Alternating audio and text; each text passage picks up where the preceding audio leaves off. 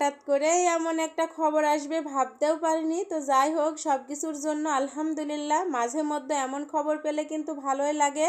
So hello everyone, আসসালামু আলাইকুম। কি অবস্থা সবার?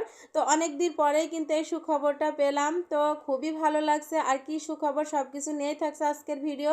তো আমরা এই যে এই সংবাদটা পেয়েছিলাম বেলা 4টার দিকে, আর এখন আমরা এই যে বেরিয়ে পড়েছি আসরের আজানের পরে, মানে 5টা, 5:30টার দিকে। তো এখান থেকে বের হয়ে এই যে তাসিনা তানহা এই যে রাস্তার এখানে এসে দাঁড়িয়ে রয়েছে অটোর জন্য। আর এই যে এটা আমার ভাসুরের মেয়ে, ওদেরকে একটু আদর করছে, ওরা যেহেতু চাচাতো বোন। তো এই যে তানহা বাবু ওর সাথে আবার চলেও যাচ্ছিল। যাই হোক, হাঁটতে হাঁটতে চলে এসেছে আরান ফ্যাশন হাউসে। তো এখান থেকে এই যে কিছু কেনাকাটা করব। তো আগেই বলেছি এত সুখবর, এমন একটা সুখবর আসবে, খুবই খুশি আমরা, সবাই খুশি। আমাদের ফ্যামিলি মানে আমার সবাই খুশি আমরা, এই কারণে কিন্তু আরও একটু বেশি খুশি লাগতেছে। তো এখান থেকে এই যে ড্রেস পছন্দ করছিলাম, যাই হোক এখান থেকে এই যে এই ড্রেসটা আমি নিয়ে নিলাম, সাদা আর এই যে মেরুন কালারের মধ্যে। আর এদিকে তাসিন তানহা বাবু খুবই উত্তেজিত, কখন যাব, কখন পৌঁছাবো, আম্মু কখন থেকে এখান থেকে বের হবা। তো এখান থেকে কেনাকাটা করতে কিন্তু মানে পছন্দের একটা বিষয় আছে না, একটু পছন্দ করতে দেরি হয়েছিল। কেনাকাটা করতে বেশ সন্ধ্যার আজান পড়ে গিয়েছিল। তারপরে হাঁটতে হাঁটতে চলে এসেছে এই যে হসপিটাল গেটের সামনে। আর আমরা কিন্তু আজকে অটোতে উঠিনি, হেঁটেই চলে এসেছি। আর এসে এই যে এই ফলের দোকানে চলে এসেছি। আর আমি ফার্স্ট টাইম কিন্তু একা একা ফল কিনতেছি, যেহেতু তাসিনের বাবা নেই, তাসিনের বাবা চুয়াডাঙ্গার বাইরে ছিল। এই কারণে কিন্তু তাসিনের বাবা যেতে পারেনি, আমি একাই এসেছি, আমি আমার 2 মেয়ের সাথে করে নিয়ে। আর এই যে ফল কিনতে এসে এখানেও পরিচিত হয়ে গেলাম, কারণ ওই ফলওয়ালা তাসিনের বাবাকে চেনে।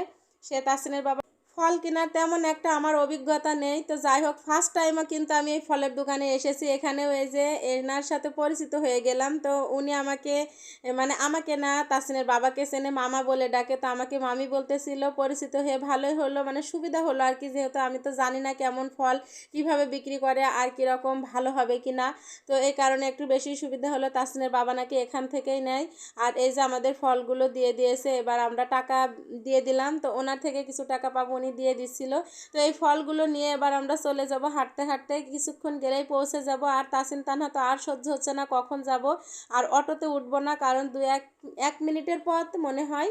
তো এই যে হাঁটতেছি, আর এইদিকে এই যে রাতের শহর দেখতে কত ভালো লাগছে, তাই না? তো হাঁটতে হাঁটতে চলে এসেছে এই যে হসপিটালে, মানে ইউনাইটেড ক্লিনিকে।